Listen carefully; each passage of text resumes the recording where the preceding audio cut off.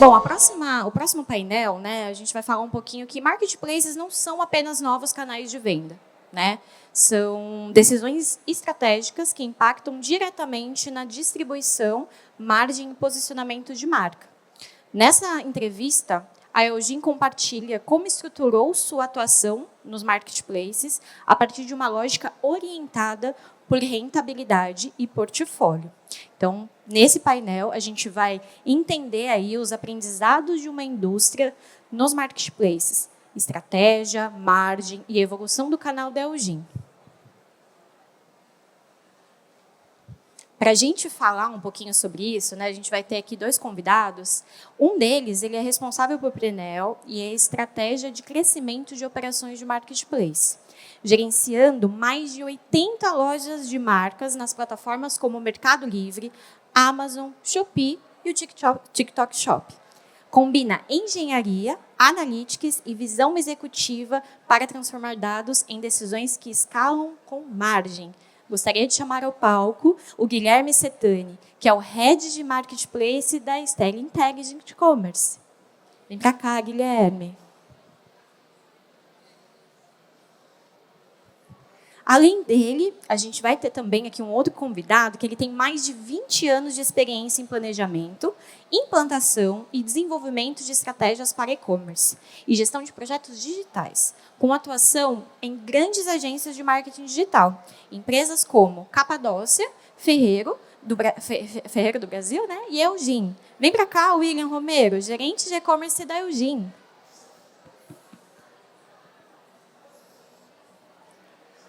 Deixo vocês à vontade ao palco, tá bom? Sejam muito bem-vindas. Obrigado. Imagina. Boa tarde a todos. Boa tarde, pessoal. Vamos lá, tá? Primeiro, apresentações super rápidas. O pessoal já trouxe aqui um pouquinho sobre o nosso histórico, né? Vou falar um pouquinho da Célia, tá? Então, eu sou o Head de Marketplace da Célia. Então, como o pessoal comentou aqui, toda a parte de implantação, gerenciamento de loja. A Célia é um operador de full commerce, onde a gente consegue operar de ponta a ponta toda a parte, desde aquisição de tráfego, marketing, growth, tá? Até a parte de logística, atendimento e, obviamente, né, a estratégia ali de crescimento dentro desses canais.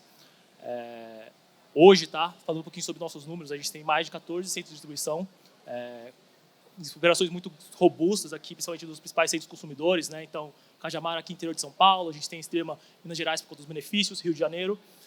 São mais de 250 mil metros de CD, mais de 2 milhões de entregas por ano, 98% dos pedidos entregues no prazo, né, já pensando no OTD, e pensando em expedição, então, tempo dentro do CD, 99%. Tá? São mais de 350 projetos entregues aqui nos nossos um pouco mais de 8 anos de história, a gente está desde 2017 no mercado, e mais de 500 colaboradores. Tá? Aqui falando um pouquinho sobre o que a gente fala quando a gente diz ponta a ponta, né? Então, desde a parte de pré-clique até a parte de pós-clique, a gente opera. A gente acredita muito na tese de que a gente tem um mercado hoje que é muito dividido em silos, né? Então, você tem uma agência de marketing que só pensa em conseguir trazer o cara para o site, você tem um cara de operação de fulfillment que só sabe expedir pedido, e a gente acredita muito no que a gente precisa unificar essas duas frentes, né? Conseguir coordenar as campanhas publicitárias, pensando em quais produtos que têm maior cobertura de dias, não só também só trazer o cara para o site, mas também como você consegue maximizar as margens, pensando também em maior curva de produto. Tá? Will, se quiser falar um pouquinho sobre você Claro. e a Eugene, por favor. Claro, bacana. Bom, não sei se todos conhecem a Eugene, mas a Eugene é uma empresa que está fazendo neste mês 74 anos de vida. Então, são várias gerações. A Eugene, hoje, ela tem, no Brasil, 5 centros de distribuição. Então, tem uma complexidade logística muito grande, tanto de fabricação quanto de importação. Hoje, a gente brinca que 2 vezes por dia todo mundo é impactado com um produto da Eugene. Seja uma lâmpada, um air fryer, um ar-condicionado, ou o tipo de produto de automação comercial. Você vai no mercado, você vê ali dentro do seu PDV ali o monitor, a maquininha que imprime teu cupom fiscal, geralmente é Eugene, né? Então, olhando tudo isso, a ideia aqui é trazer para vocês um pouquinho de como foi implementado um marketplace de 1 ano e 3 meses para cá, mais ou menos, então super recente. Quais as dificuldades, como é que a gente está evoluindo, e eu acho que a gente vai trazer um bom conteúdo para vocês. Valeu, Will.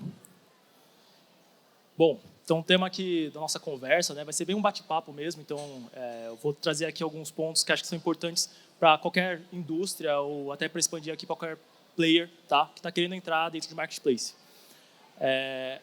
A gente começa, acho que, aqui o nosso papo, né, pensando no papel aqui que a Eugene assumiu quando a gente fala de a virada estratégica. Tá? Então, obviamente, a gente tem vários players aqui de mercado que falam, cara, marketplace é necessário, tem que vender. Obviamente, a gente sabe do dado, né, que 80% da venda digital está acontecendo dentro desses canais. Mas, Will, qual foi a motivação, né, da Eugene para começar a vender dentro desses canais terceiros? Eu acho que a Eugene viu uma nova oportunidade de negócio, uma nova orientação de negócio, né? Então, a ideia de estar no marketplace para a Eugene hoje é ganhar visibilidade onde a Eugene não estava. Então, a gente tem uma capilaridade nacional da maioria dos marketplaces que a gente sozinho a gente não conseguiria chegar, né? Além disso, obviamente, tem a oportunidade de venda, que é muito importante. Claro que todo mundo quer vender no marketplace, né? Todo mundo quer chegar a vender, porém, a Eugene foi a última, se não a penúltima indústria a entrar nesse mercado, né? A gente tem todos os concorrentes já consolidados, desde 15 anos atrás para cá, e a Eugene entrou faz 1 ano e meio, né, dentro do marketplace. Então, é tudo novo. Eu vou contar algumas dificuldades aqui, algumas facilidades, mas é tudo novo. E a ideia sempre foi ganhar essa visibilidade, ter oportunidade de venda, mas também olhar um pouco a receita, a rentabilidade. Como é que eu atuo nesse canal de forma saudável? Como é que a gente implementa uma nova mentalidade de negócio dentro da empresa de forma saudável? Acho que isso foi o grande desafio para a gente estar sendo até hoje. Perfeito, Will. E eu acho que há muito dessa porta, né, que a gente tenta trazer, de que, cara, a indústria ela já está acostumada a lidar com varejo de forma indireta, né, normalmente via distribuição. Então, a Eugene ela comercializa ali, obviamente, né, os seus produtos com, cara, Casas Bahia, Magalu, mas normalmente num formato em que eles vendem esse produto para o distribuidor, né? E, obviamente, dentro desse cenário, eles têm algumas limitações comerciais até, de falar assim, cara, Casas Bahia, só quero o filé mignon aqui do seu catálogo. Então, eu só quero trabalhar aqui com o seu ar-condicionado, né, Will? Que é muito famoso aí na Eugene. Mas como que a marca consegue se apropriar, obviamente, desses parceiros para começar a ampliar portfólio, estabelecer relação comercial, às vezes, com clientes que a gente nem tem contato ainda hoje, né? E o marketplace, obviamente, entra como sendo essa frente. Você comentou um pouquinho, Will, sobre essa questão de rentabilidade, né? E como isso foi importante, acho que desde o começo, do zero, para conseguir viabilizar a operação. Você consegue dividir um pouquinho para a gente quais foram esses temas que foram debatidos? Não, sem dúvida. Eu acho que assim, a gente tem alguns pontos aqui que são importantes. Eu vou dar um passo para trás e falar um pouquinho de 3 pontos que todo mundo tem que olhar quando for pensar em marketplace. Olhando também os parceiros, tá? Mas é cultura, processo e pessoas. Cultura, porque quando você vai colocar um projeto desse no ar, você sofre muita resistência interna. Você herda muito processo. E você tem que trazer processos do e-com para dentro da tua casa. E essa integração, às vezes, é muito complicada, né? A gente tem toda a parte também de pessoas, né? Eu tenho que ter as pessoas certas, nos lugares certos, nos momentos certos. Então, eu tenho, inicialmente, o time de planejamento mais forte, depois o time de implementação mais forte e o time de execução e melhoria depois. Então, essa tríade é muito importante para que esse negócio funcione. E quando você olha um P, foi onde você falou, né? O Eugene é muito forte num P. A gente vende para todos os magazines do Brasil, todos os varejistas. Mas como é que eu entro num 3P sem competir em canal, né? Sem trazer essa percepção de que a Eugene agora está vendendo de uma forma que vai nos desligar com o tempo, que vai crescer? Não, acho que a gente aposta muito na coexistência e no respeito de contrato, né? A gente tem que ser competitivo, sim, olhar a margem, sim. Eu acho que cada produto que a gente tem, e não são poucos, a gente fala de 1.500, mas a gente está atuando com 350, mais ou menos, em marketplace hoje. O que efetivamente encaixa que eu não vou ferir o meu parceiro?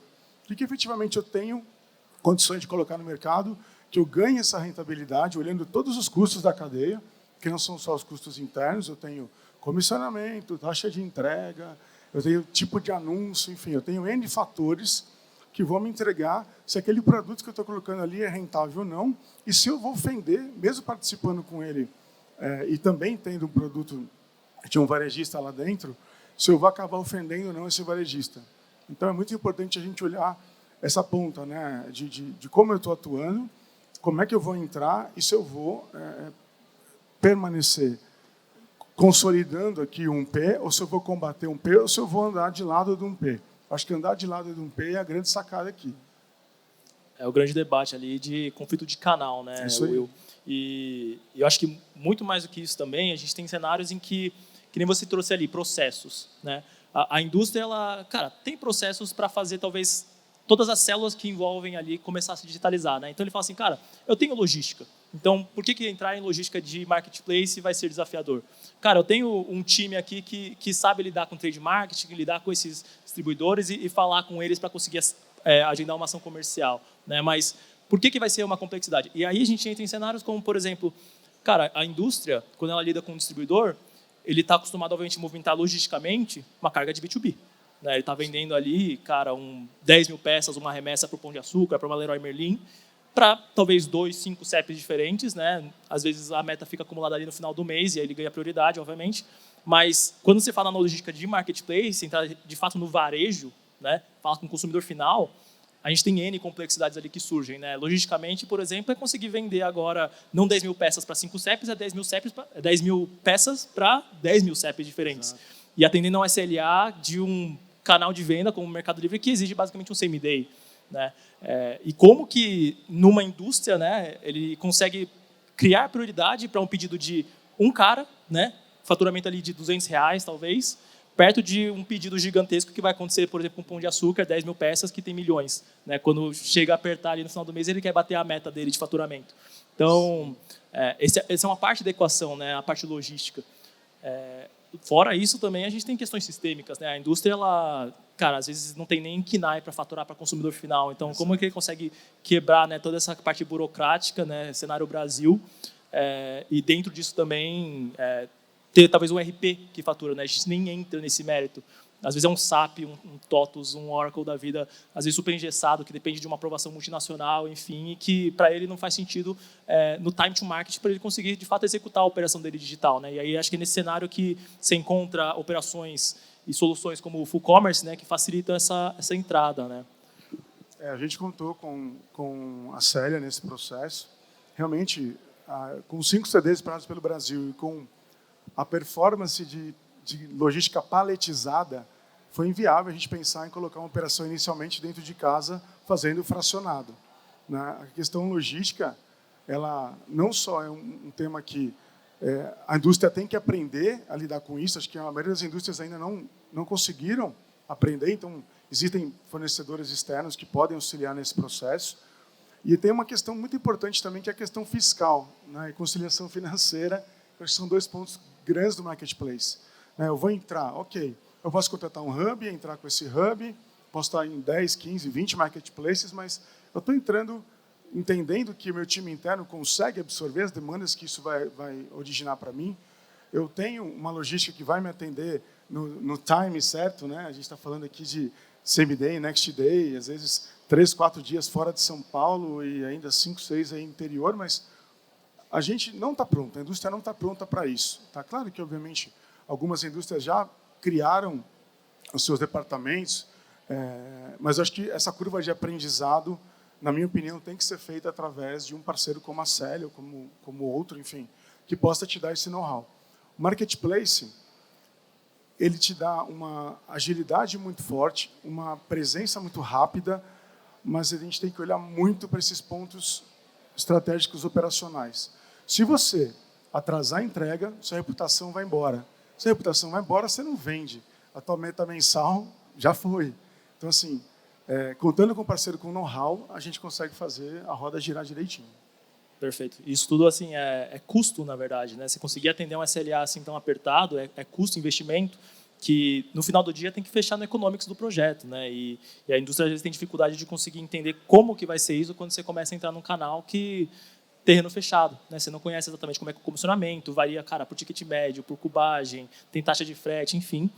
E acho que nisso amarra muito bem no nosso segundo tema aqui que eu queria trazer, que é a questão de rentabilidade, né, Will? Você falou um pouquinho sobre essa questão de margem para SKU e como foi importante, né, e o papel de cada canal. Eu vou focar nessa segunda parte aqui do tema, né, que é o papel de cada canal. Como que é para a Eugin? A Eugin trata todos os marketplaces da mesma forma? Não, a gente trata cada um como único, né? Cada um tem o seu perfil de público, cada um tem os seus custos internos, e isso influencia muito na rentabilidade. Eu acho que a nossa grande palavra aqui é rentabilidade. Eu vou entrar no começo, talvez, para gerar um pouco de reputação ali, vou apostar num produto ou outro, mas a gente tem que ter em mente que o compromisso é com a rentabilidade. Crescer sem rentabilidade é uma vaidade. A gente não tem isso. né? Então, eu prefiro trabalhar. Meu portfólio é enorme, eu tenho 1.500 produtos, mas eu trabalho com menos de 300. E esses 300 também são direcionados para cada canal específico, né? Mesmo porque a gente tem algumas estratégias de canal. Então, pode ser que um canal eu trabalhe mais a parte de giro de estoque, pode ser que outro canal eu trabalhe a parte de combatividade da concorrência, aí eu vou perder ou vou ganhar um pouco mais ou um pouco menos. Eu tenho canais de aquisição, enfim, eu tenho N estratégias que podem ser particularizadas para cada canal, de acordo com cada perfil. Legal. E nesse sentido, né, não é só o apelo comercial e aproveitar as fortitudes de cada canal, né? Também tem a questão da margem, que a gente comentou um pouquinho, né? Como é que foi essa dinâmica para a Eugene, né? Lidar com, players diferentes, cada um com uma regra ali de comissionamento? A gente analisou SKU a SKU, item a item, com simulações focadas em todas as características de cada um deles. Então, obviamente que eu vou ter produto que vai encaixar na Shopee, não vai ter produto que vai encaixar no Mercado Livre, na Magalu, porque a gente olha muito o fato da rentabilidade. Eu acho que isso é muito importante. A gente também, com base nisso, a gente também coloca alguns produtos curva A, por exemplo, produtos que saem mais, com mais visibilidade, porque eu consigo fazer mais descontos e ter mais presença digital dentro dos marketplaces. E outros produtos são para, de repente, para compor categoria ou para combater concorrência. Então, um fato importante pensar sempre que tudo isso influencia em quanto eu vou investir em cada canal para ter um resultado específico, né? Começa lá atrás, como é que eu vou entrar, com qual produto, se ele é rentável ou não. Se eu tenho uma cadeia logística que vai atender no prazo que precisa, olhando a rentabilidade, e ainda depois tem o pós-venda, né? O pós-venda do marketplace também é bem complicado, tem que ter ferramenta, tem que ter gente ali quase tempo real para responder. Então, a gente tem toda uma cadeia aí que é um pouco diferente da indústria. A indústria está acostumada com um pedido grande, entrega agendada. Pronto, encerrou o processo. É muito mais fácil de fazer. Agora, no marketplace, a gente tem N nuances que a gente só vai descobrir fazendo também. Todo mundo fala, não, marketplace é só pagar o comissionamento. Eu falo com propriedade porque eu já tive loja em marketplace. Eu tive loja na Amazon, pessoalmente, e tive loja no Mercado Livre. E eu sei quanto eu apanhei para aprender e para tentar dar uma rentabilidade. Então, a gente tem que olhar sempre esse ponto. Margem, margem, margem. Sempre. É legal reforçar, acho que esse ponto, né, de margem, porque apesar do marketplace acho que ser um caminho muito facilitado, né, muita gente olha e fala, é um tráfego gigantesco, milhões de pessoas acessando todo dia. Eu já tenho um ecossistema todo pronto em termos de logística, de atendimento. Ele consegue agregar toda a parte de UI, UX dentro de, basicamente, um catálogo que eu só preciso plugar meus produtos e de lá, vai começar a vender, né? Mas tem, acho que, muita essa displicência, às vezes, né, de falar, vamos testar, vamos começar a vender. Do nada ele está vendo que está vendendo 1 milhão por mês, só num único canal. Depende desse canal para conseguir manter a operação dele rodando. E talvez ele olha no final do dia e, a margem não sobra, né? Ele está pagando ali em frete, 20% do produto, ele tem comissão ali do marketplace, 18% do valor da venda, fora taxas fixas e ainda investindo em ads, né? Então, isso eu ia falar. Ainda tem o ads, né? Ainda tem o ads. Como que é esse tema de ads para a Eugene, Will? A gente tem, de acordo com cada canal, a gente tem 5 BUs lá dentro de casa, então a gente direciona as verbas separadamente. Então, automação, ar-condicionado, por exemplo, ou eletroportáteis, tem uma verba específica para cada canal, e isso é definido anteriormente. É importante a gente ter um planejamento mensal, que seja pelo menos, e depois a gente tem um time muito afinado para falar com os marketplaces quase que diariamente. Hoje a gente tem as datas iguais, aí 3/3, 2/2, a gente tem N datas, e assim, se você não pensar em trabalhar a tua imagem, porque assim, né, quando você fala de marketplace, está falando de N competidores que estão trabalhando com o teu produto, pode ser um distribuidor, um parceiro, um seller qualquer, e você também como indústria. Então, como é que eu vou me destacar? Claro que o branding é importante, mas eu preciso pensar no produto, eu preciso pensar na venda do produto. Então, isso é super balanceado ao longo do mês. A gente tem um time lá dentro da série que faz isso para a gente, com o acompanhamento do Lucas, que é meu analista ali. Isso é muito afinado. Demora para acontecer. Ainda hoje a gente consegue pilotar melhor, mas a gente está sempre melhorando. É uma melhoria contínua.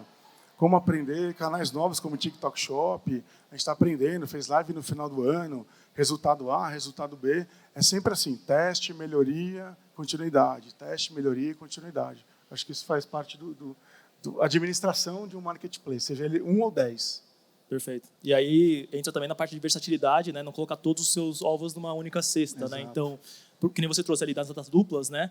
Cara, às vezes você tem um produto que faz muito sentido numa data dupla de um canal, a curva de produto, cara, no Mercado Livre da Shopee é totalmente diferente, mesmo sendo o mesmo vendedor, né? E ali, às vezes, você tem a oportunidade de conseguir justamente ganhar alguns pontos de margem com cuponagem, né? O subsídio que o próprio canal dá nessas datas de alto apelo comercial.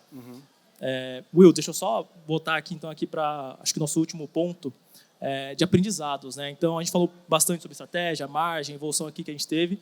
Quais são os principais aprendizados que a Eugene teve em todo esse processo?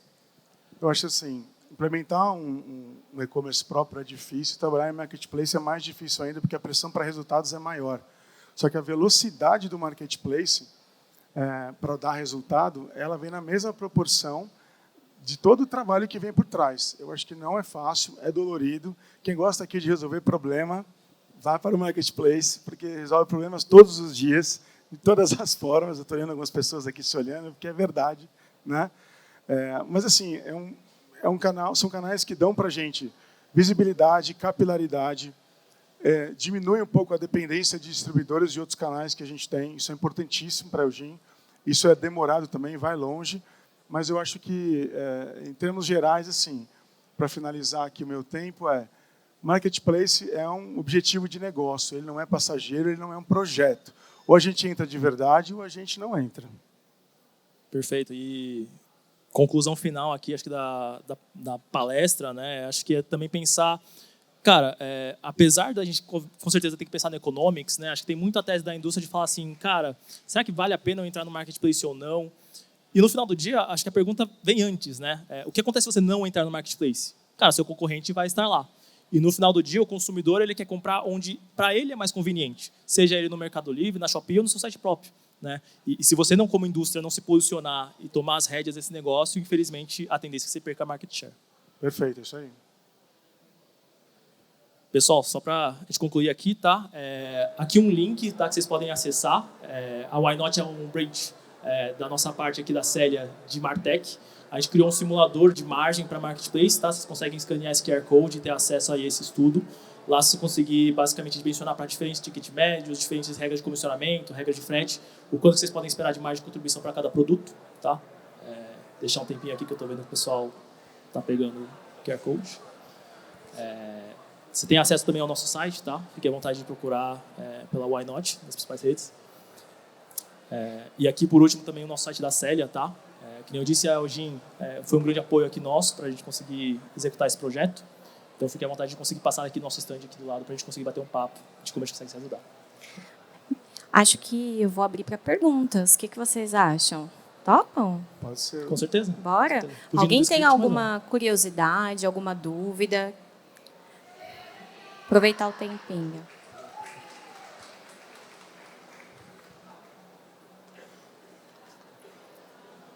Oi.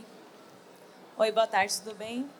Olá. Eu queria entender quais são os critérios que você utiliza na Eugene para definir o que vai ser o produto 1P e o que você vai colocar para o marketplace. Uma pergunta interessantíssima. Assim, a gente, como eu falei, né, a gente herdou alguns processos e alguns contratos anteriores. Né? Até um ano e meio atrás não existia a iniciativa de digital dentro da Eugene. Hoje a gente tem, além do controle de preço e observar bem os contratos, para a gente não ter nenhum problema de rebate solicitado pelos varejos que a gente tem contrato e tal, a gente começou a desenvolver algumas linhas exclusivas que vão entrar. Né? A gente tem, por exemplo, Air Fryer exclusiva que vai acabar entrando no Econ, que não está no varejo. A gente faz algumas Avant Premières primeiro, testa o produto dentro do Econ e depois manda para o varejo. A gente está... Em todas as BUs, eu tenho esse processo, né, de reavaliação de contrato, até onde eu posso chegar. Tem produto que está saindo de linha, não está saindo de linha. Eu posso entrar com ele no marketplace para eliminar estoque. Então, tem alguns acordos comerciais feitos entre o offline e o online, dependendo da BU, tá, da unidade de negócio. Mas ele é constante, tá? Constante. Porque a gente está numa fase de... A implementação já acabou, então a gente está numa fase de transição e rampar. Né? Para eu rampar, eu preciso ter produto. Então, como é que a gente faz essa transição de maneira que não fira nenhum dos canais? Então, isso é um dilema que acontece todo dia lá dentro, mas a gente vem ganhando cada vez mais adeptos e cada vez mais produtos para trabalhar no Econ. uma saída muito criativa, né? Eu ter esses produtos especializados para fugir do conflito de canal e, claro, uma mão lava a outra. Então, você agrada também o marketplace, né? A loja ali, dando para ele uma oportunidade que, cara, é exclusiva. Bom, vou deixar só rapidamente uma última dúvida ali. Oi, vocês falaram bastante em conflito de canal, mas com relação ao seller, que já está vendendo o produto da Eugin lá, como é que você faz isso? Já tem uma pessoa vendendo, uma outra empresa vendendo um produto da Eugin, e de repente num preço mais baixo que você normalmente venderia, e você está deixando, está conflitando com esse canal de venda também. Sim. Como é que você está trabalhando isso? Hoje a gente tem ferramentas contratadas de monitoria desses marketplaces, né? Então eu consigo enxergar quem são os detratores de preço, por exemplo. E aí eu aciono, se é uma empresa que vende online e offline, né? Blicks and Clicks, eu pego esse cara, vou no gerente que atende ele e faço o trabalho de reposicionamento. Então esse monitoramento ele é feito através de ferramentas, a gente tem 2 lá que fazem isso para a gente, e a gente consegue enxergar em tempo real, praticamente, de manhã e de tarde, o robô passa 2 vezes, enxerga e traz para a gente recebe o relatório. Tudo parametrizado, obviamente, né?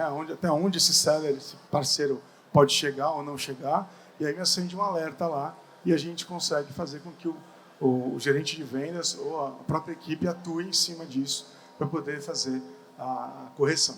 Assim, é um trabalho de formiguinha, obviamente que não há ninguém olhando isso, né? Toda hora, todo dia, mas a ferramenta me dá os insights. E geralmente eu vou te contar um segredo assim que a gente captou lá. São os mesmos, tá? São os mesmos que fazem as promoções, que jogam lá embaixo, e a gente, às vezes é de madrugada ou de final de semana, mas de qualquer forma a gente consegue pegar e ajustar. Mas é um trabalho de constância, sempre. Mas tem que contar com ferramenta, não tem como. Bom, perfeito. Bom, pessoal, uma salva de palmas para o William e para o Guilherme. Obrigado, pessoal. Queria agradecer muito aqui a participação de vocês. Vou entregar uma breve lembrança.